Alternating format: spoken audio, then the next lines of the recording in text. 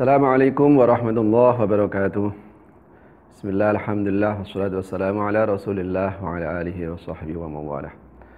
Wala hawla wala quwwata illa billah. Subhanaka la ilma lana illa ma 'allamtana. Innaka antal alimul hakim. Amma ba'du. Saudaraku yang dirahmati oleh Allah Subhanahu wa taala. Di dalam menjalani aktivitas hidup ini,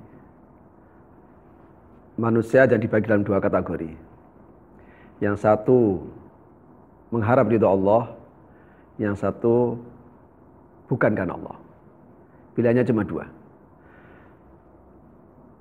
Kalau orang itu melakukan hidup ini bukan karena Allah, pasti entah karena manusia dia ingin memberikan kepada kita, entah kita ingin dilihat memiliki kebaikan menurut dia. Tapi yang pasti kata Al-Quran cuma ada dua. Kalau bukan karena Allah, yang ikuti hawa nafsu.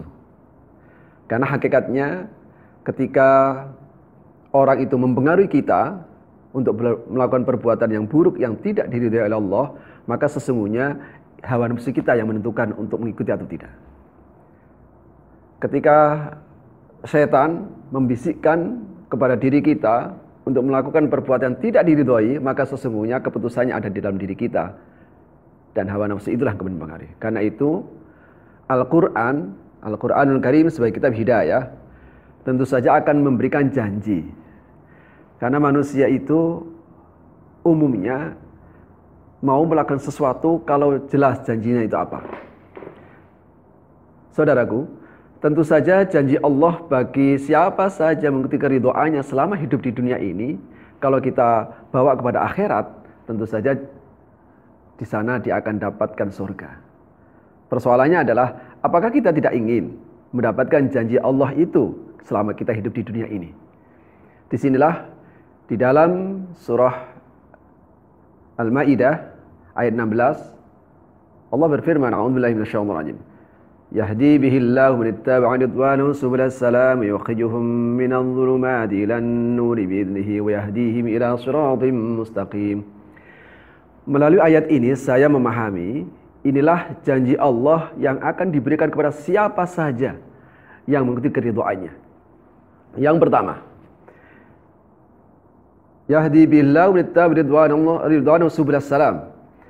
Allah akan membimbing dia agar selalu berada di jalan-jalan yang menyelamatkan hidupnya.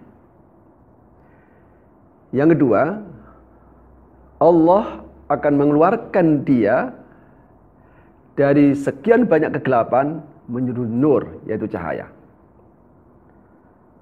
Yang ketiga, Allah akan menunjukkan dia menuju jalan yang lurus. Saya akan berikan perspektif di dalam ayat ini. Di dalam ayat ini, kata Yahdi yang pertama dengan Yahdi yang kedua itu sama, cuma yang berbeda adalah bentuk jalannya. Di dalam ayat ini, kata jalan disebutkan dengan sabil, yang pertama, yang kedua adalah sirat. Untuk sabil, jamaknya subul. Subul adalah jamak dari sabil. Sirat adalah jalan yang tidak ada jamaknya di dalam Al-Quran. Kalau saya istilahkan, kalau saya gambarkan, sirat itu seperti jalan tol, di mana jalan tol itu adalah muara dari jalan-jalan kecil. Maka jalan tol itu bisa benar, bisa salah. Bisa jalan tol itu menuju surga, tapi bisa jalan tol itu menuju neraka. Al-Quran menyebutkan jalan tol yang menuju surga itu adalah akan diberikan kepada Allah, kepada mereka yang mengikuti keridhaannya. Karena itu, saudaraku, dari mana saja kita masuk ke jalan tol itu, dari pintu manapun, tidak penting, yang penting kita berada di jalan tol itu. Makanya di dalam ayat itu, jalan-jalan yang menyelamatkan itu diungkapkan dengan bentuk jamak subul. Kenapa? Karena ada sekian banyak jalan yang sesungguhnya seseorang bisa mendapatkan keselamatan menuju jalan tol. Tidak penting apakah profesi kita, tidak penting apa yang kita kerjakan, yang penting halal, yang penting tujuannya satu, yaitu semata-mata mengharap ridha Allah Subhanahu wa taala. Mudah-mudahan kita diberikan kekuatan Allah Subhanahu wa taala untuk melakukan perbuatan diridhoi dan selalu bisa ridha terhadap ketentuannya. Amin ya rabbal alamin. Hadanallahu wa iyyakum ajmain. Assalamualaikum warahmatullahi wabarakatuh.